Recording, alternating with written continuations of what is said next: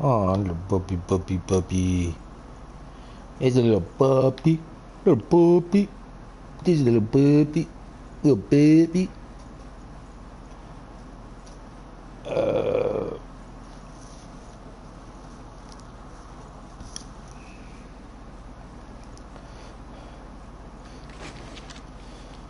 Oh shit, here we go. Early colonial history.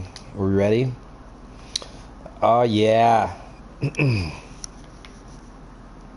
Alright, let's get ourselves some fucking lore right now.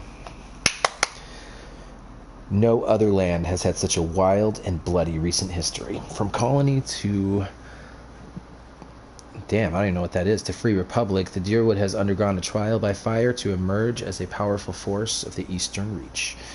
Deerwood's history actually begins in the Aedyran in 2602 AI. Aedyr explorers returned from a journey across the ocean with tales of the treasure they'd found.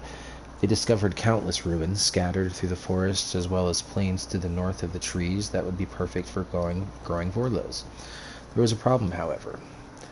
The locals were hostile, and there was potential for conflict. The Fairkiang of Aedyr, Kianing,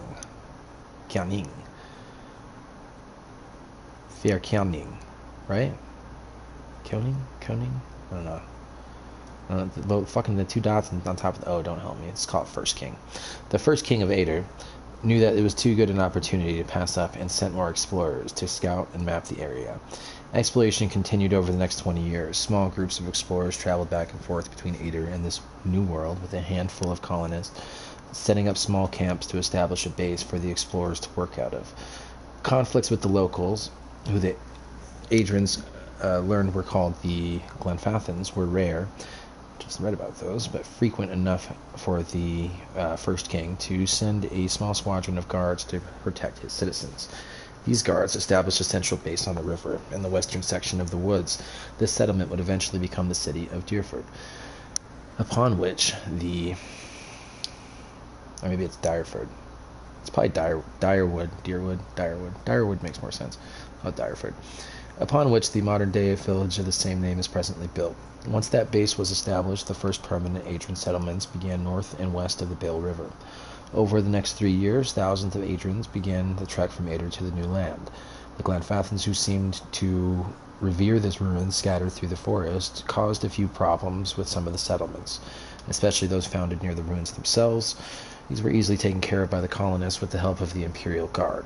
The Aedrans, who were, in order to further their foothold in the area, reduced the cost of production in an attempt to keep the Glenfathan population under control, started making slaves out of any Glenfathans captured during the uprisings. Well, that's fucking great, guys.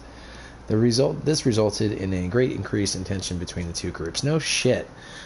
With the population of the area growing, an official governmental structure was established by the First King, who's a dick. He appointed several earls to preside over the land and assigned them thanes to help run their territories. And they called the new Grefram the Direwood. Direford remains the center for the Imperial Guard, but the settlements in Pearlwood Gulf, was the true seat of power for the area. Sitting at the edge of the ocean, forest, fertile farmland, and a river that runs from coast to the White Marsh, settlers flocked to the area, hoping to establish names for themselves. Aedyr began to spread across the new land. Sounds familiar. Sounds quite familiar.